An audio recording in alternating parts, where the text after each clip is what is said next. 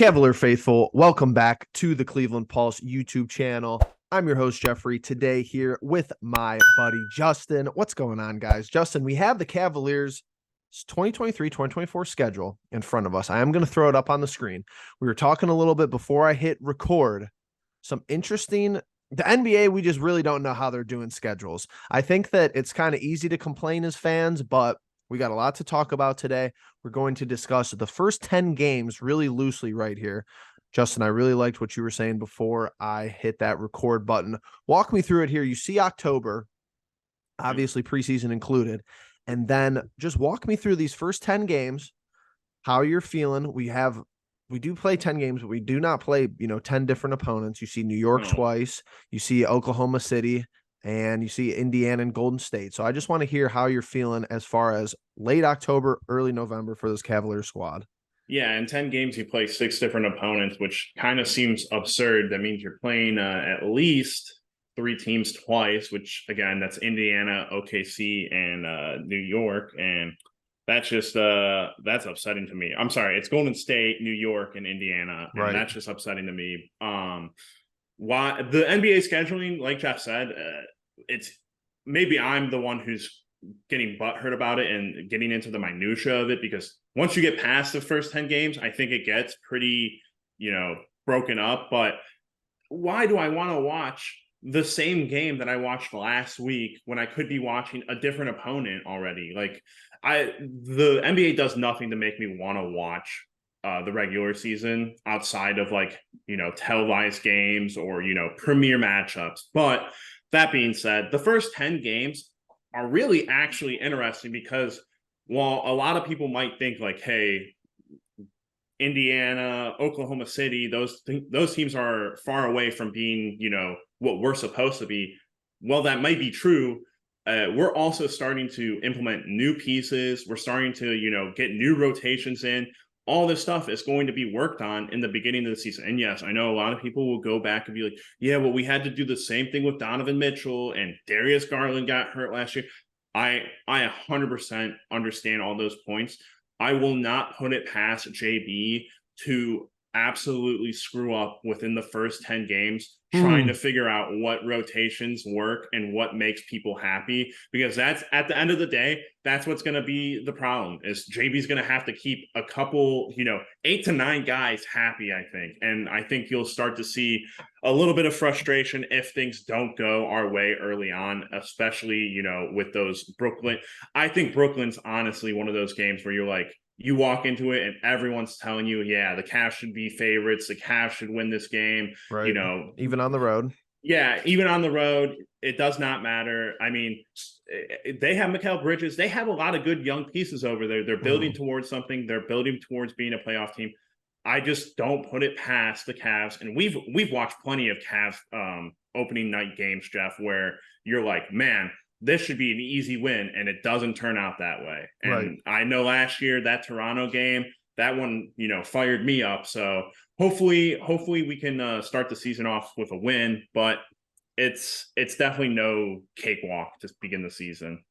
I really dislike freaking out about schedules, because the schedule is your schedule. You're not going to change it. There's really nothing you can do about it. Like, it's set in stone already for the most part.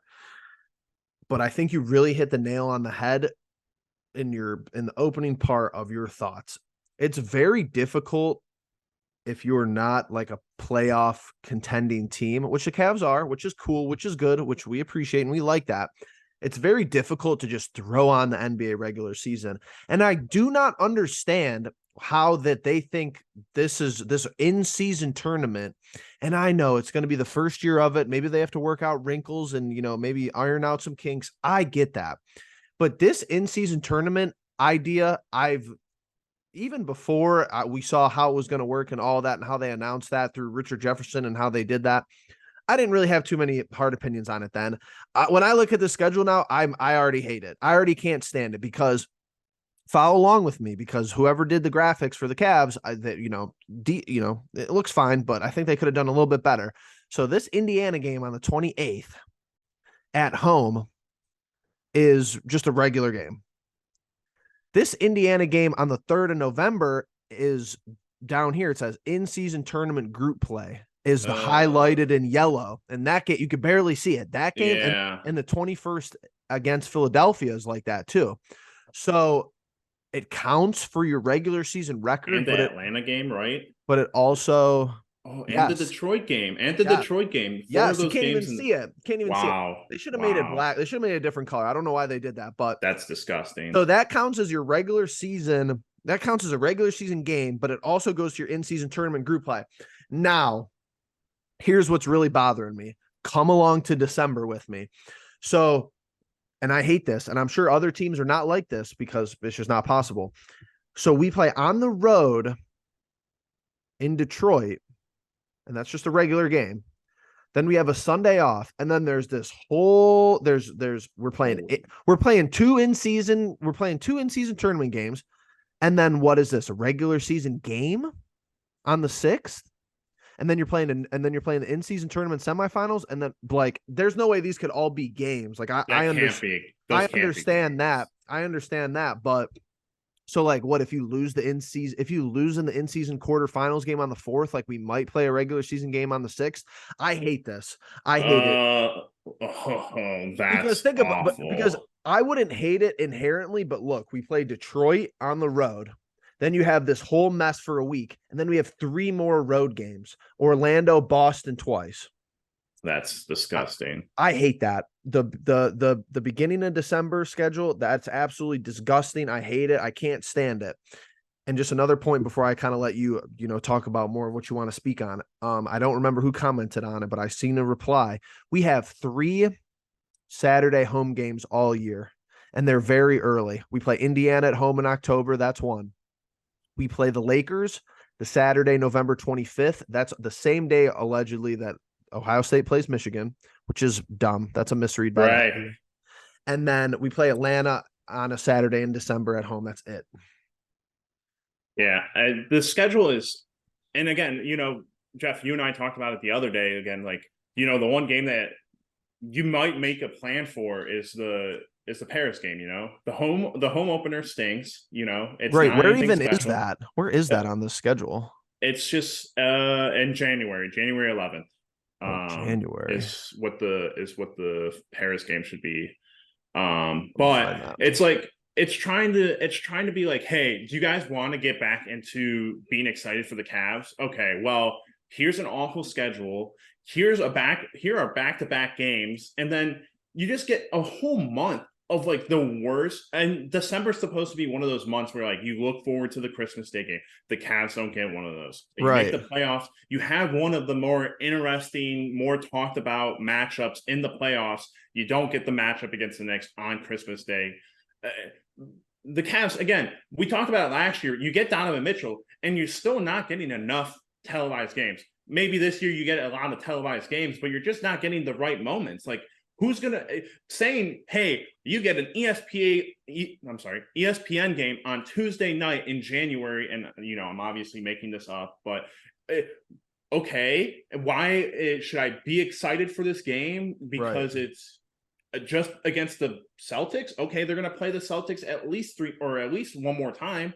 So again, the NBA, it's tough. I get it. They have to play 82 games. The football season, it's 17 games. It's easy. You only play 3 opponents twice. It's tough, but there should be something better than this. This is just bad. And watching it, playing it, I don't know. I got rubbed the wrong way for this one. Honestly, like, and that's cool. Like you said, shout out to the 17, nationally televised game. That's a big chunk of your schedule. A good percentage of games. Like, I get that, but like 30 back-to-back games, Jeff. 30 games were in, you play back-to-back. And none of them are this month. I guess not. No. See, but here's another miss to me. Like, I get it. Like, this is where if you want to do in-season series, like where we're playing Boston and then we have one day off, then we play Boston again. If you want to shift toward the MLB model, which I don't think you play enough games to shift toward the MLB model, they play almost 100 more games than you in Major League Baseball, so they kind of have to do it that way to limit travel. Why do we like, Jeff, Like this is cool. Hold on, no, hold on, though. Hold on. Let's talk through this really quickly. You basically get another All-Star break playing in Paris because you're off from the 8th until the 14th. You play one game from the 8th until the 14th. So if every team who plays in Paris is scheduled like that, that is kind of an inherent competitive advantage. That's a huge break right there. You get 3 days, a game, and then 3 more days. But why do you? Yeah, that's what I'm saying though. Why are you The only Cavs playing? should own the month of January. But also, again, Why are you Jeff, only playing one game in Paris though? That's also true. But Jeff, why the yellow like gold box thing to circle it? I was like, until I looked at the bottom and read that this time it says game will be played at Accor Arena in Paris. I was like, is this a part of the in game? What is happening? But like this is where you like I get the travel's an issue here, but like why don't you play Brooklyn? Why don't you play Brooklyn the 10th?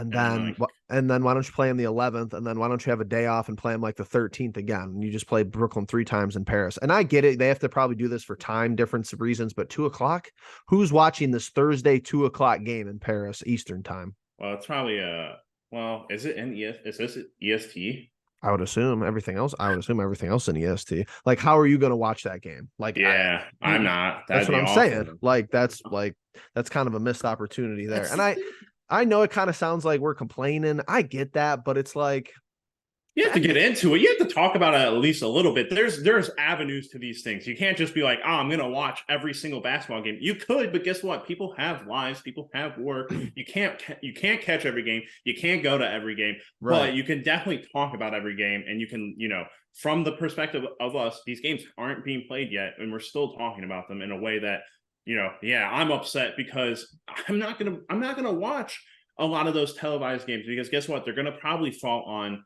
late Tuesdays or late Wednesdays or who knows when during the work week. And it's like, okay, we're adults now. We're not gonna catch all of them. We're gonna catch bits and pieces. We're gonna catch our highlights and everything. Right. It does not mean we can't talk about them in different ways, And here's the thing. I'm sure that there's plenty of pros to this schedule that some people will bring up, and that's fine. If you see competitive advantages that the Cavaliers garner from this schedule, I would love to hear about it, but I just kind of look at what to complain to first, because there's new stuff here, and like I get it's kind of like I wouldn't say easy. It's not easy being like running a professional sports league like Adam Silver, but like this is all you got is this random first week of December in-season tournament. Some of the games earlier in the year matter, and if that dictates your schedule, that's a mistake. Like, is that what the tournament is? I was just about to ask you, Jeff. Is like, what is like the point of it? Do you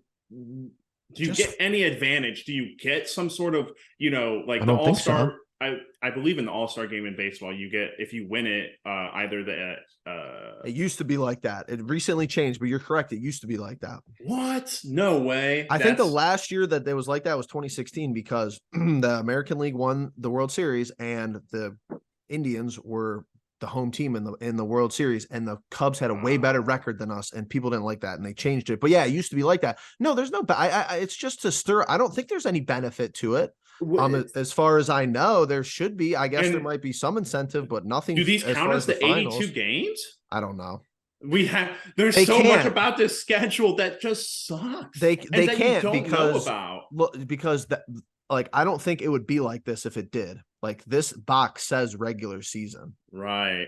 That's so this tournament, and again, you're gonna have 8 different champions, and it's like it means what? I don't know if you'll have that many. I think it's less than that. Really? Isn't it each division? Isn't there 4 divisions in each? But I think 4 goes into. I think the winner out of that 4 goes into the winner out of a different 4. That's how I think. I don't know. I haven't been paying attention to it because honestly, until I see it live in the flesh, I don't really care. Like that's also true. Like what player?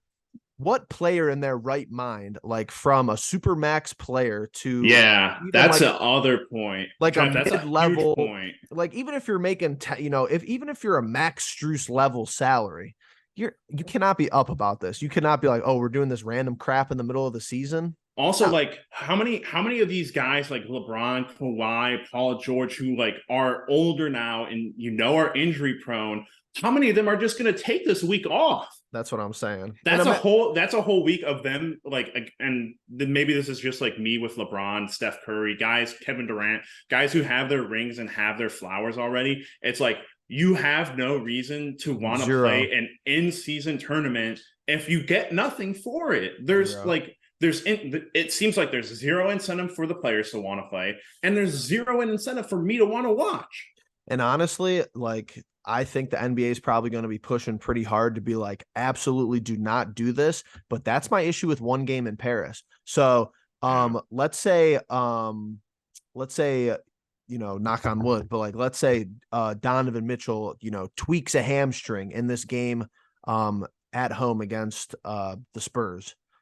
Is he gonna play? Is he gonna play the one game in Paris if he's like 50% or if he's not like 100%, or is he Right. gonna take this whole week off?